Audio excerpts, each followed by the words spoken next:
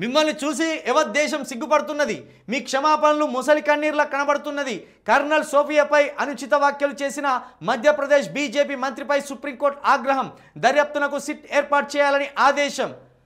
Supreme court వారు దర్యాప్తు పక్కన పెట్టి ఆ వీడియోని సుమోటోగా స్వీకరించి వాడిని 4 రోజులు జైలు ఎత్తే తప్పించి ఈ బీజేపీలో ఇలాంటి దొంగ కొడుకులకు బుద్ధి రాదు. బీజేపీలో కొంతమంది మంచోళ్ళు కూడా ఉన్నారు. మతం గురించి మాట్లాడకుండా సమస్యల గురించి మాట్లాడే మాధవరెడ్డి లాంటి ఒక వ్యక్తి ఉన్నాడు బీజేపీలో. అదే బీజేపీలో కిషన్ రెడ్డి లాంటి వ్యక్తి మతం గురించి మాట్లాడకుండా రాజకీయమే మాట్లాడతాడు, అలాంటి మంచి వ్యక్తి ఉన్నాడు. అదేవిధంగా ఈటల రాజేందర్ లాంటి వ్యక్తి కూడా ఒక సోషల్ కాజ్ మీదనే సోషల్గా ఉన్న సమస్యల మీదనే కొట్లాడే ఈటల రాజేందర్ లాంటి వ్యక్తులు కూడా ఉన్నారు. కాబట్టి బీజేపీలో ఇలాంటి దొంగ కొడుకులకు సిగ్గు రావాలంటే వీళ్ళని జైల్లో వేయవలసిందే. కర్నల్ సోఫియాని ఏమన్నాడు, నువ్వు పాకిస్తాన్ టెర్రరిస్టులకు సిస్టరు అన్నాడు. అంటే ఆమె సేవను అవమానించినట్టు, ఆమె మతాన్ని అవమానించినట్టు.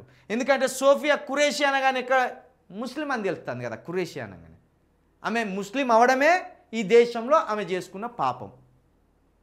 అంటే మతం పేరుతోటి ఆమెను ఏ రకంగా ఎన్ని విధాలుగా అవమానించాలో అన్ని విధాలుగా అవమానించింది.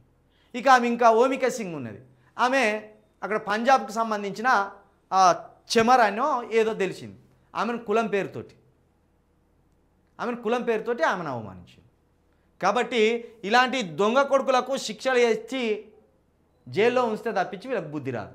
కాబట్టి మొన్న అతి తీవ్రంగా వాడు మాట్లాడాడు. కాబట్టి వానికి జైలు శిక్ష పడవలసిందే.